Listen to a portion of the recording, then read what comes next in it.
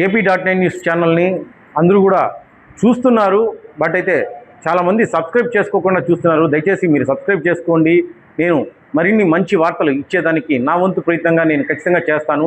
అదేవిధంగా మీరు లైక్ చేసి హైప్ చేయండి.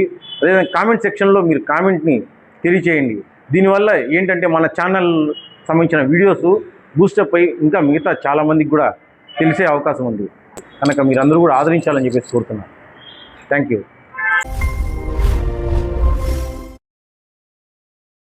తిరుపతి అవిలాల పంచాయతీలోని చానప్ప కాలనీలో మాజీ సర్పంచ్పై టీడీపీ నాయకుల దాడి. చానప్ప కాలనీ వాసులకు వేసుకున్న నీటి బోరును కొందరు కబ్జా చేశారు.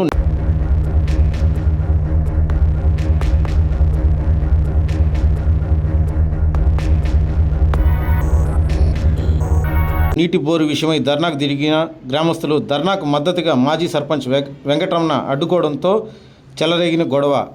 సర్పంచ్ వెంకటరమణ, కౌశల్య, విజయ నిర్మల, ప్రసాద్ యాదగిరికి స్వల్ప గాయాలవగా వారిని తిరుపతి రుయాస్పత్రిలో చేర్పించారు. కులం పేరుతో దూషించారంటూ పోలీసులు ఎదుట ధర్నాకి దిగిన బాధితుల ఫిర్యాదు మేరకు కేసు నమోదు చేసి దర్యాప్తు చేస్తున్న తిరుపతి రూరల్ పోలీసులు.